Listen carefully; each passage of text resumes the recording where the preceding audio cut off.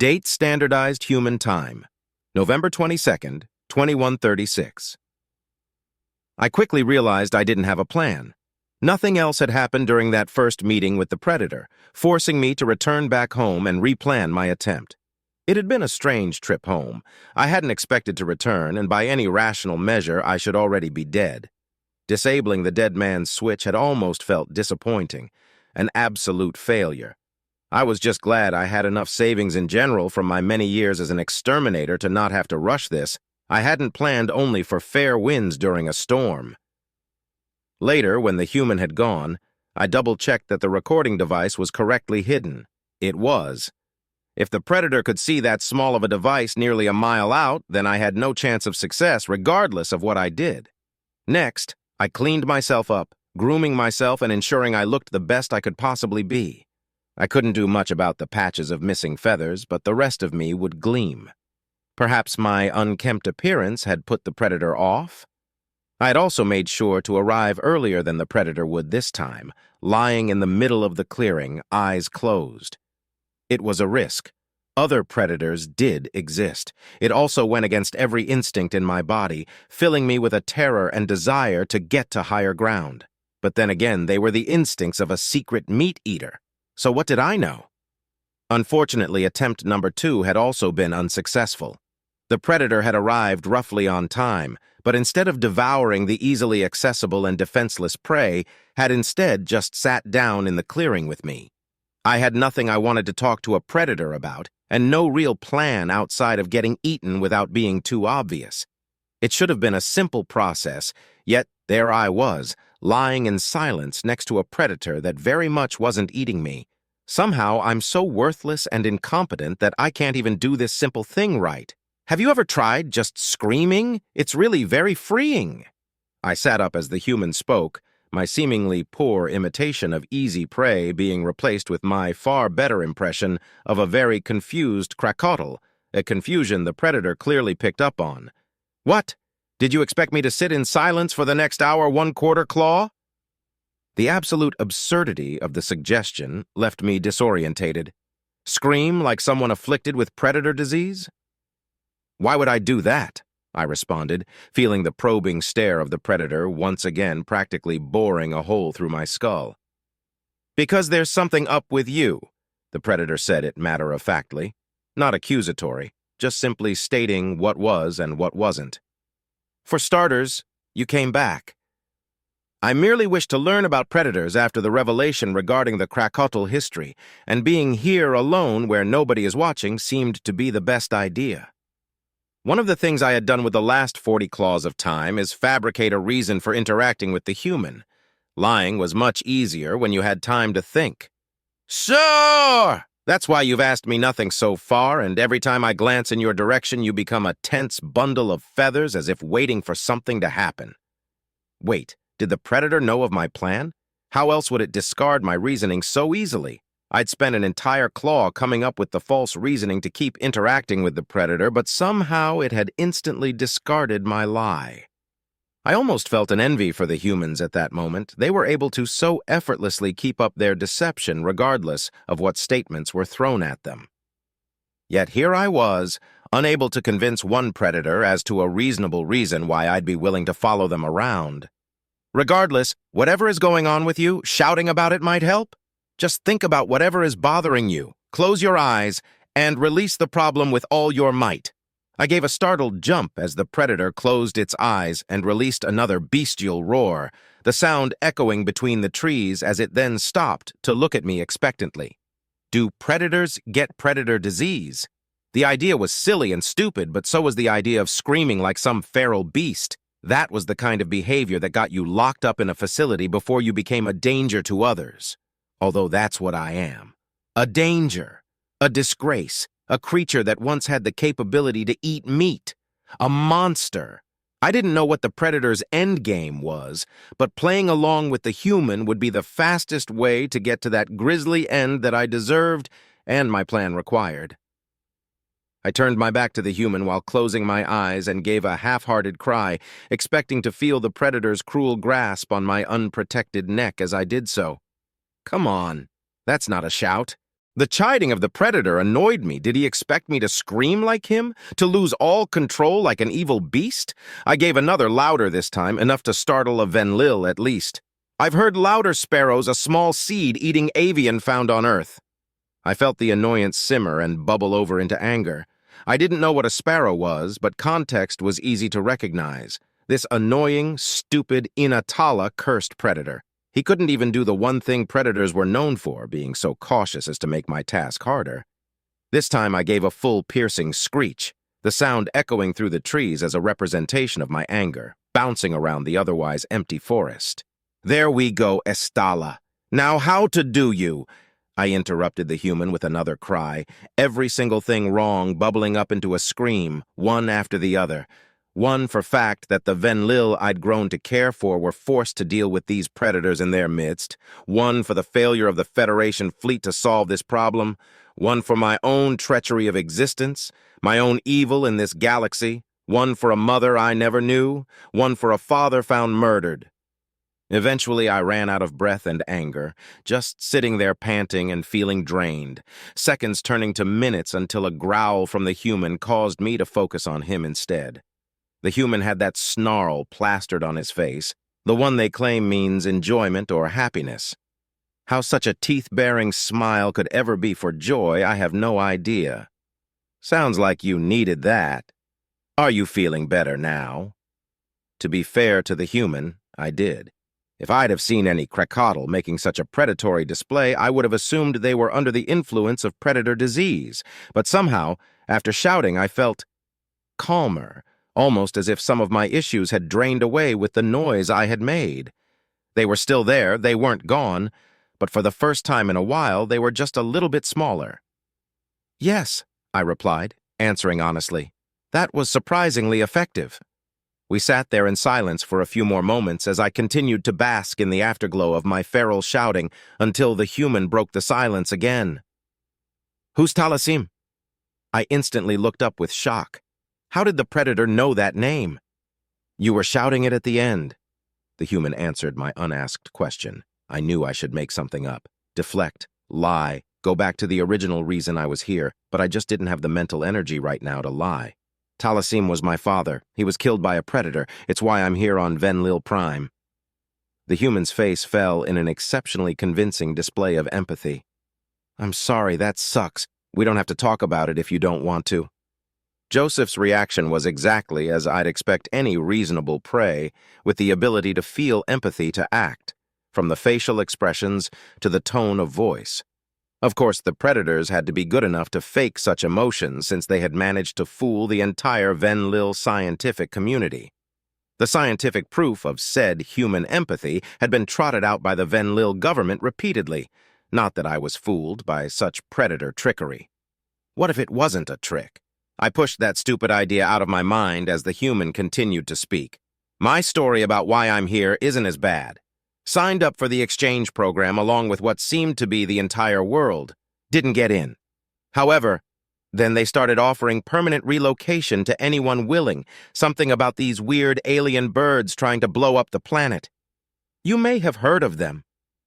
I couldn't help but give a short laugh at the absurdity of the human statement asking if I knew of the Krakatl, even through my distrust. So now I'm here, staying at the refugee center, which is for the best in retrospect, considering that my apartment no longer exists. Miss a few people from Earth, but exploring Venlil Prime has been exciting. It all sounded so genuine.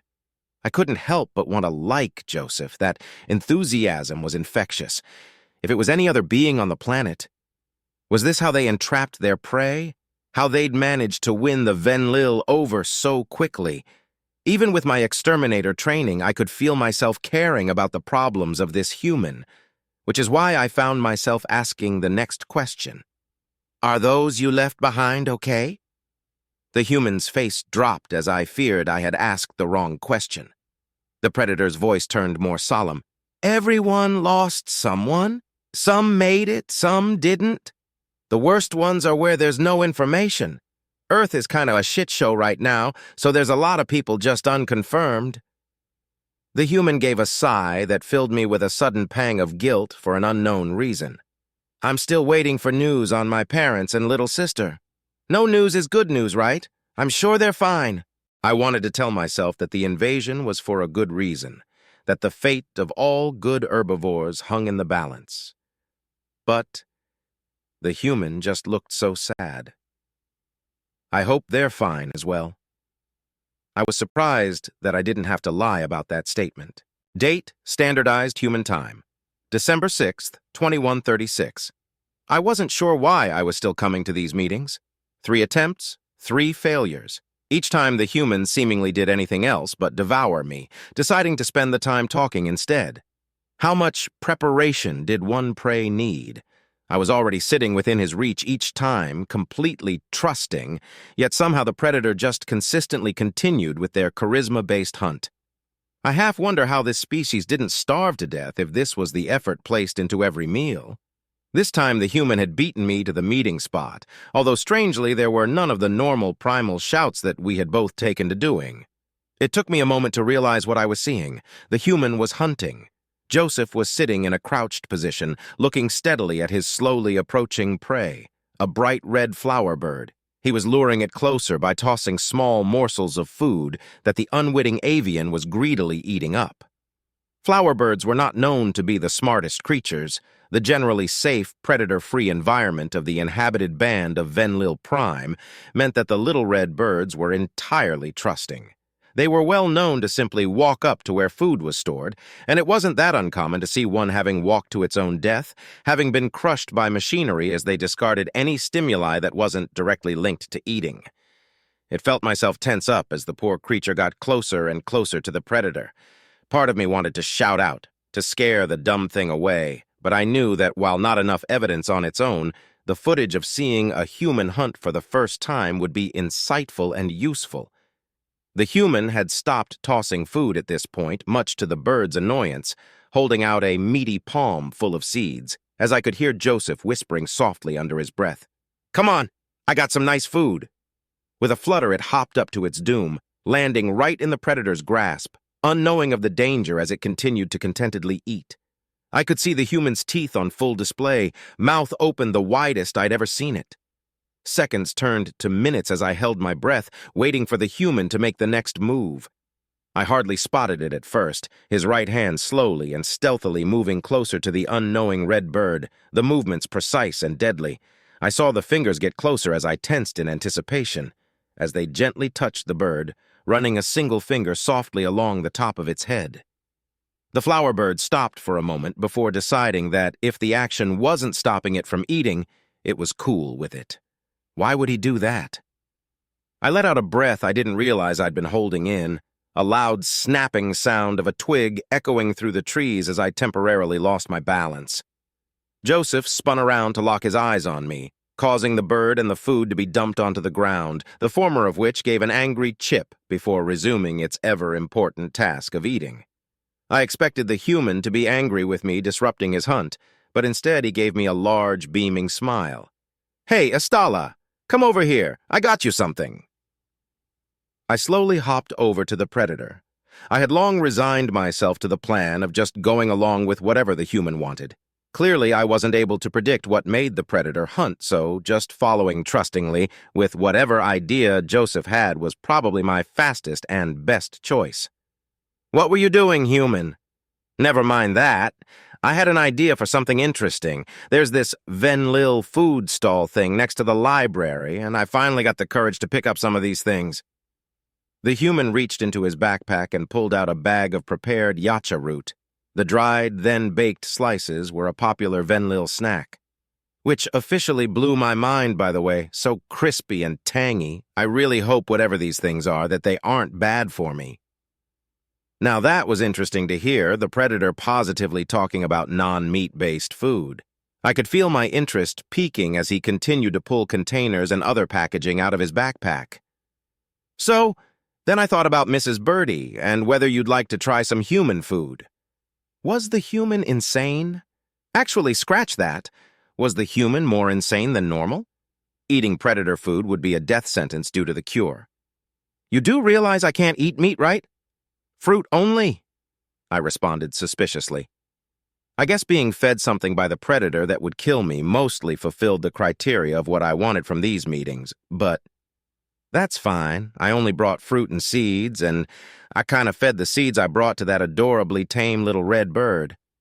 Almost in response, the red flower bird gave a small chirp before going back to the far more pressing issue of eating as many human seeds as possible. In addition, I've got an EpiPen just in case you're allergic to anything. The UN handed a bunch of these out after that guy almost died walking through a field. Joseph turned to look at me, that snarl I had come to understand as a smile plastered across his face. "What do you say?" It was hard to turn the human down. His excitement was infectious and made me curious about the fruits he had brought from his strange homeworld. Part of me wondered if the predator was just trying to fatten me up, but I had heard good things about human food from the Venlil, in particular apples. I guess I could try some. The food was a mixed bag. Some of it literally hurt. A food in particular called pineapple felt like drinking cleaning fluid, having to spit out the fruit and wash my mouth out with water as Joseph desperately apologized. Others were disappointing. Apples and bananas were okay, but hard to eat, not really suited to the softer fruit part of a Krakattl's normal diet. The berries of various bright colors were all fantastic, making it hard to believe that such a delicious variety of foods could be found on a predator planet. I would have been more than happy to snack on those alone, but then the human gave me a mango. He held it out like the others, as if he wasn't offering me the food of gods, and after the first bite, the absolute divine taste hit my brain. It wasn't one of the best things I'd eaten. It was the best thing I'd eaten by far. Nothing in Federation space compared to the sweet, complex flavors and refreshment that hit my tongue. It was as if Inatala herself had swooped down and deposited this gift from the heavens. I practically attacked it, Joseph pulling his hands back quickly as I gave no thought to manners as I devoured the fruit, ending with a beak covered in sticky fruit juice and eyes wide open with enjoyment. More. This caused the human to laugh at me, my feather bristling as my sudden complete lack of decorum caught up with me.